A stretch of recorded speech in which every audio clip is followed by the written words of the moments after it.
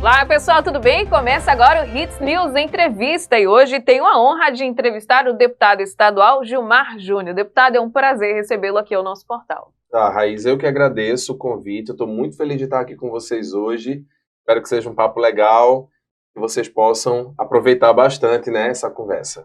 Muito bom, deputado, para a gente começar, conta um pouquinho da tua trajetória. Sempre gostou da política? Como é que foi que o senhor entrou na política? Não, minha trajetória na política, ela é, de certa forma, surpresa para mim, inclusive. A minha chegada na política, eu não tenho, né, apadrinhamento político, nem venho de uma família tradicional política, né? Meu pai é motorista, minha mãe é funcionária pública, meu irmão é administrador, então não tenho ninguém da política na minha família, mas a minha chegada na política, ela foi quase que acidental. Então, sou enfermeiro com muito orgulho, quis ser enfermeiro desde pequenininho, então era algo que eu queria conseguir realizar. E só que nos últimos anos a nossa luta por melhorias na minha profissão, elas se tornaram muito agudas, porque as iniquidades e os salários aviltantes e vergonha mesmo que se paga aos profissionais de enfermagem, eles me motivaram muito desde do movimento estudantil. Então, essas lutas que eu abracei, elas me levaram à nossa maior luta, digamos assim, desagou na nossa maior luta, que foi a luta pelo piso salarial. Então, a gente viveu esse momento da pandemia da Covid-19, onde estávamos morrendo, mais de 3 mil profissionais de enfermagem morreram na pandemia. Vocês devem lembrar todos, né, das marcas de máscaras no rosto das pessoas da saúde, e a gente que não conseguia visitar nem os nossos familiares, sempre adoecendo, tendo que lidar com uma pandemia que a gente nem conhecia. Isso foi o pico, tipo assim, o estopim para a gente entender que era uma categoria que precisava de melhores condições de trabalho e de remuneração. Isso fez a gente lutar pelo piso da categoria, que é algo tão difícil de lutar no Brasil, né? Um piso. E a luta pelo piso, nesses 3 anos de forma mais intensa, ela meio que me inseriu na política. Então eu estava o tempo todo no Congresso Nacional, Senado, Câmara Federal, negociando, articulando, conversando com os senadores e deputados federais aqui do nosso estado. Isso me trouxe para dentro da política e me deixou numa posição do tipo: nós precisamos de representação dessa categoria para esses projetos andarem. Então, a minha candidatura surge aí nesse contexto, graças a Deus, foi o nome que a categoria meio que escolheu e levantou. Nós vencemos essas eleições de uma forma muito expressiva, foram quase 70 mil votos, eu fui o 8º mais votado, um voto bem de opinião mesmo, porque meus recursos eram extremamente escassos, e a minha primeira legislatura, né? Em 188 anos é a primeira vez que um enfermeiro e um profissional de enfermagem senta numa cadeira da Assembleia Legislativa. Então, pouca previsibilidade de que isso aconteceria na minha vida, mas aconteceu e está sendo bom. Eu estou gostando porque eu estou conseguindo ter uma interferência na vida das pessoas e buscar melhoria para essas pessoas sem ter esses interesses que os políticos clássicos geralmente têm. Falando agora sobre a categoria, né? Como é que está a situação da categoria de enfermagem, essa questão dos pagamentos? Conta um pouquinho para a gente. Olha só, a categoria ela continua ganhando mal, é uma categoria que continua sendo humilhada, uma categoria que continua sendo assediada todos os dias no seu serviço. Eu costumo dizer que todas as vulnerabilidades estão na minha categoria, que é a enfermagem. É a segunda maior categoria do país, só perde para os metalúrgicos, né? Na saúde é a primeira, só em Pernambuco temos mais de 140 mil profissionais de enfermagem. E é uma categoria que tem cara, tem gênero, né? É uma categoria predominantemente feminina, 85%, preta, periférica, LGBTQIA+. Então é uma categoria que tem muita vulnerabilidade e que isso faz com que muitos empregadores achem que podem continuar escravizando esses profissionais com salários de vergonha. Para você ter noção, tem profissional de enfermagem que trabalha em home care e recebe R$50 para trabalhar 12 horas. Entende? O salário do técnico de enfermagem do estado de Pernambuco, que o governo estadual paga, é R$815 para aquele profissional trabalhar um mês inteiro salvando vidas. E isso é inadmissível.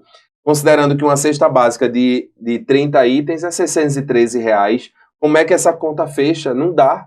Então, obriga esse profissional a trabalhar em mais de um lugar e ele fica sem viver, adoece mais rápido, se aposenta mais rápido, não tem condições de levar um alimento digno para sua casa, nem cuidar dos seus filhos adequadamente, e isso é inaceitável. Quem está lá está salvando seu filho, está salvando a sua mãe, está salvando seu pai, e essas pessoas precisam ser respeitadas. Com o piso, a gente tem uma perspectiva de melhora, que isso melhore. Só que a gente tem encontrado no serviço privado e no serviço público muitas dificuldades para pagar. Você vê um grandíssimo empresário da saúde que prefere investir numa pedra de mármore gigantesca para o hall do seu hospital, que parece um hotel da Copa do Mundo, e deixa de investir naqueles profissionais que estão lá diretamente cuidando das pessoas que estão sendo atendidas. Isso que é o mais importante, né, deputado? Lógico, a vida das pessoas é o que é o bem mais importante. E está previsto na Constituição Federal. Está lá no artigo 5º, né? Está previsto. Sim. Do 1º ao 5º. Então a gente tem que cuidar, a vida é prioritária. E você vê que agora, com o piso, a gente pode ter um respiro, mas os serviços privados e públicos estão colocando muita dificuldade em fazer esses pagamentos e esses repasses. Mas agora tem um deputado ávido para que isso aconteça o mais rápido possível, porque pagar o piso é fazer justiça. Não é favor, não é benesse, não é bondade. Você não está agradando a ninguém. Você está cumprindo uma lei que precisa ser cumprida. E, inclusive, o senhor tem realizado um mandato de muitas cobranças ao governo estadual. O senhor se intitula oposição? Não, eu me sinto independente. Então, eu costumo dizer, quando cheguei na Assembleia Legislativa, a gente tinha a prerrogativa de ser uma bancada independente. Poderia ser oposição, situação ou independência. Por hora eu me sinto independente porque eu acho que a governadora, apesar de não dialogar muito como eu gostaria, a Raquel me chama muito pouco para conversar, eu adoraria que ela chamasse mais, mas ela não chama. Mas me sinto ainda independente. Eu atrelo muito, eu faço uma linha do tempo na cabeça. Eu acho que Raquel teve todo o tempo necessário para organizar a vida dos profissionais de enfermagem e para organizar a saúde. Eu entendo as dificuldades. Acho que a culpa das grandes dificuldades da saúde não são necessariamente ligadas ao governo dela, são heranças de outros governos, mas estão relacionadas ao governo dela também, porque agora ela é a governadora. Então o problema deixado por alguém não isenta ela da responsabilidade, ela também é responsável, então ela tem que cuidar. Não é a governadora? Tem que cuidar. Então eu tenho colocado muito prazos. O prazo limite do pagamento do piso é o prazo limite da minha tolerância em ser independente. Então eu acho que talvez eu me sinta mais combativo ou para trabalhar com ela ou contra ela. Contra ela não, né? Que ninguém quer trabalhar contra a governadora, mas trabalhar num campo de oposição a ela, numa oposição crítica, contributiva, depois desses prazos extintos. E tomara que ela cumpra os prazos, porque nós esperamos uma governadora que cumpra a lei, né? É o básico. Como está a saúde pública, ao seu ver, em Pernambuco? Caótica. A saúde pública em Pernambuco é uma vergonha para o Brasil todo. Então, você vê uma saúde pública, de um estado que tem muitos serviços, muitos aparelhos. Quando você compara o estado de Pernambuco com o estado, por exemplo, do Rio Grande do Sul, lá a gente tem, do sul, dos estados do sul em geral, tem uma predominância dos serviços privados e filantrópicos.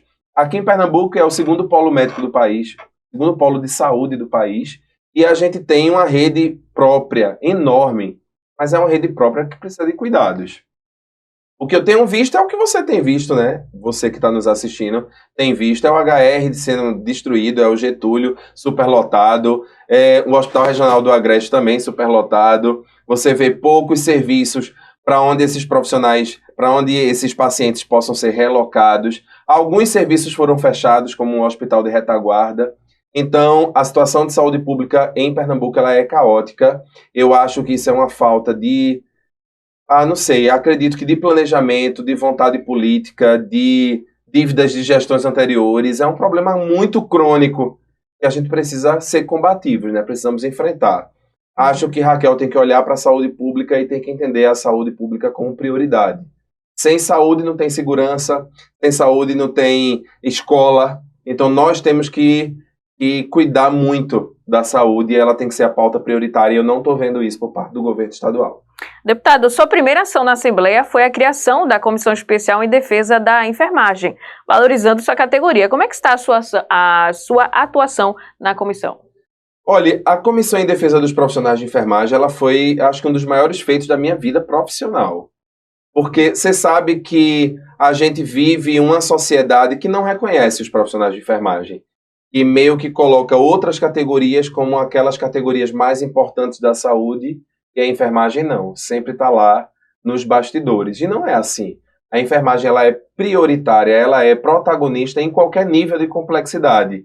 Se você for para uma emergência, é a enfermagem quem toca. Se você for para uma atenção básica, é a enfermagem quem toca. A vacinação, quem vacina não é o vice-presidente da República.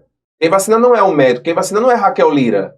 Quem vacina é a enfermagem. Então, quem salvou o país da pandemia foi a enfermagem, tá? Obviamente que com o apoio de muitas outras forças, mas na ponta, quem estava ali se desgastando, sendo filmado e fotografado o tempo todo, tendo que vacinar 30 pessoas em 15 minutos, foi a enfermagem. Então, a Comissão em Defesa dos Profissionais de Enfermagem é um dos meus grandes feitos. É uma comissão que tem batalhado, sobretudo, para trazer conscientização para a Alep, para o Executivo, para o Governo do Estado, né, para as prefeituras.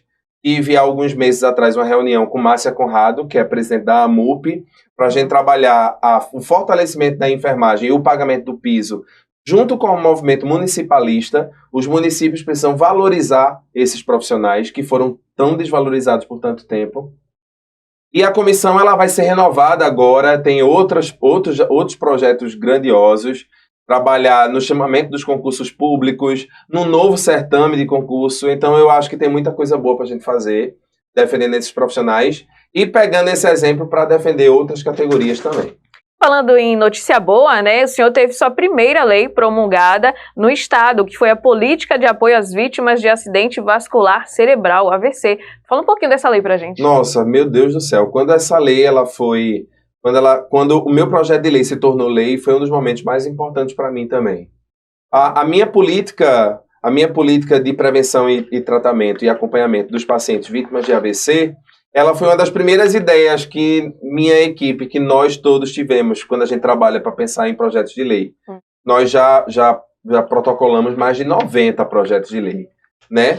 E era um projeto que tinha um apelo emocional muito grande, porque a minha primeira paciente, Dona Joana, primeira na minha vida ainda, quando estudante, ela era sequelada de AVC. Ela tinha tido um AVC, tinha ido para o Oswaldo Cruz, e foi a minha primeira paciente. Eu era extremamente inábil, não sabia o que fazer.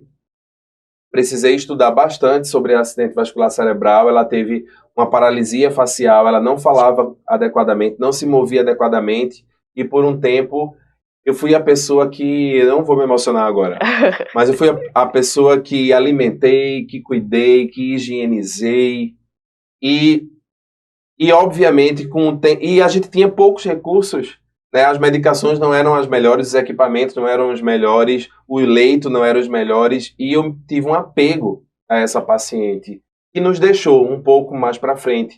Ela tinha um quadro secundário de demência senil também. Então ela nos deixou um pouco depois. Ela era aquela típica paciente que era abandonada pela família no hospital. Então, obviamente que eu também, muito novo na profissão, eu me apeguei a ela. E eu sempre pensei, não, as pessoas que têm AVC ou isquêmico hemorrágico são pessoas que são muito esquecidas. As pessoas não cuidam de quem tem AVC praticamente, e quando elas ficam dependentes, muitas famílias até abandonam. Eu não conseguia assimilar isso. Então, a gente se debruçou nessa política do AVC em homenagem à Dona Joana, minha primeira paciente, e foi, por coincidência, a minha primeira lei que está em vigor no estado de Pernambuco hoje. Se você tem alguém na família que teve AVC ou você teve AVC, você já tem uma lei para protegê-lo, para cuidar de você, para trazer reabilitação, seja no hospital ou em casa. Entra lá no site da Alep, tem lá a lei toda linda na íntegra, imprime para você saber os direitos que você tem. É um orgulho para mim ter sido o autor da lei que cuida das pessoas vítimas de AVC. Parabéns, deputado, pelo excelente trabalho, viu? O senhor publicou, inclusive o senhor falou agora, sobre 90 projetos de lei. Todos eles são votados para a saúde? Não, os meus projetos de lei são prioritariamente voltados para a saúde. Eu digo sempre isso. Por ser profissional de saúde e representante da saúde na Alep, hoje eu faço parte, sou membro titular da Comissão de Saúde, Inclusive tem uma reunião em breve já com a comissão.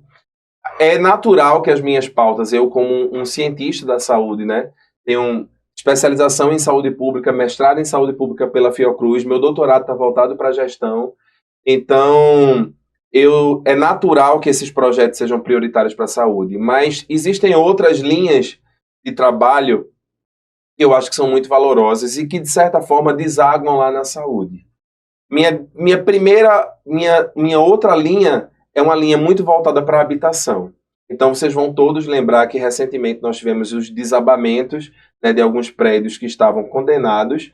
Meus projetos de lei que são voltadas para essas políticas de moradia são bem robustos. Eu tenho muito orgulho, tá? É de valorizar a pessoa que está morando lá, de dar um prazo para a demolição desses prédios, dar uma moradia digna a essas pessoas, a indenizar as pessoas se acontecer alguma coisa. E eu acho que esses são projetos importantes, mas eles precisam ser alinhados com o executivo. E, inclusive, algumas das coisas necessitam da intervenção do executivo. Mas são os projetos que eu tenho uma esperança que em breve já sejam lei. E a outra linha, obviamente, do meio ambiente, né? Recuperação de mata ciliar, preocupação com os biomas, muita preocupação com as chuvas. Então, você vê, chove em Recife, alaga na região metropolitana, alaga sempre. Uhum. Então, é um problema crônico que ninguém nunca resolve. E como vai ser isso? As pessoas vão utilizar disso com fins eleitorais até quando? Alguém tem que resolver isso.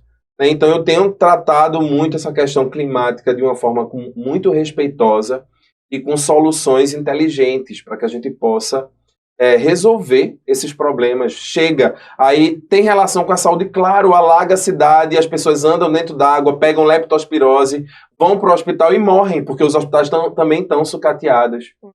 Então, enfim, combate à violência, valorização da mulher, igualdade de gênero. Então, eu acho que tem muitas nuances nessa minha legislatura que eu me orgulho muito. Mas, prioritariamente, sim, a saúde das pessoas. E o senhor também, né, luta pela defesa dos direitos da população LGBTQIAP+, e da mulher. Temos boas notícias vindo da Alep?